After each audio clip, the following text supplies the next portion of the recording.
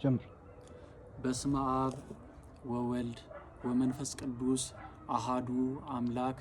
በአብ ስም አምኜ አብን ወላዲ ብዬ፣ በወልድ ስም አምኜ ወልድን ተወላዲ ብዬ፣ በመንፈስ ቅዱስ ስም አምኜ መንፈስ ቅዱስን ሰራጺ ብዬ፣ ምንም ላጠይቆ ሰለስቱ አካላት በስም በአካል በግብር ሶስት ብል፣ በባህሪ በህልውና በአገዛዝ በቅድምና አንድ ብዬ አምኜ ረድኤተ እግዚአብሔርን አጋዥ በማድረግ የአቡነ ዘበሰማያትን ትርጓሜ ማሰማት ጀምራለሁ። መጥምቀ መለኮት ቅዱስ ዮሐንስ ከጌታ አስቀድሞ መንፈቅ 6 ወር ያስተምር ነበር። በሚያስተምርበት ጊዜ መኳንንት መጥተው አስተምረን አሉት። ፍርድ አታጓርሉ፣ ጉቦ አትብሉ፣ ሕገ እግዚአብሔር አታጥፉ ብሎ አስተማራቸው። እነሱም እሺ በጎ ብለው እጅ ነስተው ሄዱ። ገበሬዎች መጥተው አስተምረን አሉት።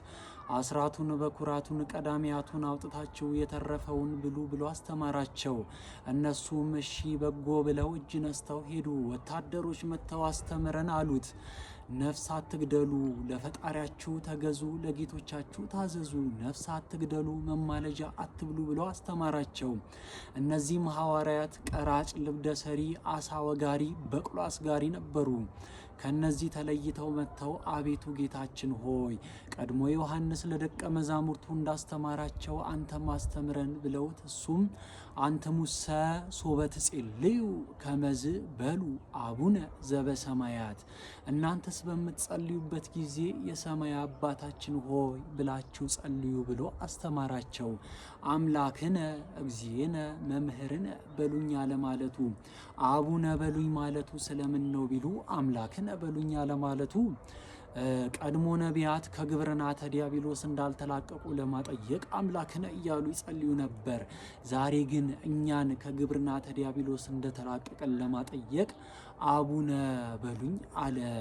እግዚእነ በሉኝ አለ ማለቱ ሎሌ ጌታ ምንም ሎሌውን ቢወደው ቀዶ ያለብሰዋል፣ ቆርሶ ያጎርሰዋል እንጂ መንግስቱን ደጃፍ የመለሰውን ማጀት የጎረሰውን ሀብቱን ንብረቱን ርስቱን ጉልቱን አውርሶት የሚሞተው ለልጁ ነው።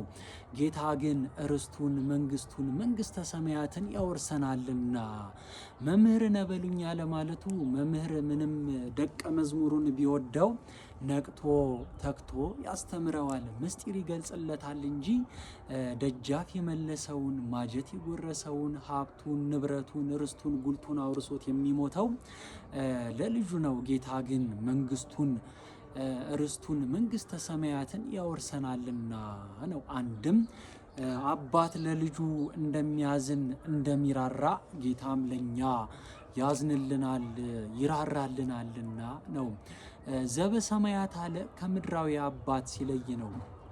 ምድራዊ አባት በግዘፍ ይወልዳል፣ በማር በወተት በፍትፍት ያሳድጋል፣ ኋላም ኃላፊት ርስቱን ያወልሳል፣ ኋላም ያሞት ያስከትልበታል። ጌታ ግን በርቀት ይወልደናል፣ በስጋ ወደሙ ያሳድገናል፣ የማታልፍ መንግስቱን መንግስተ ሰማያትን ያወርሰናል፣ ኋላም ሀዩ ከመመላእክት ያስከትልልናል።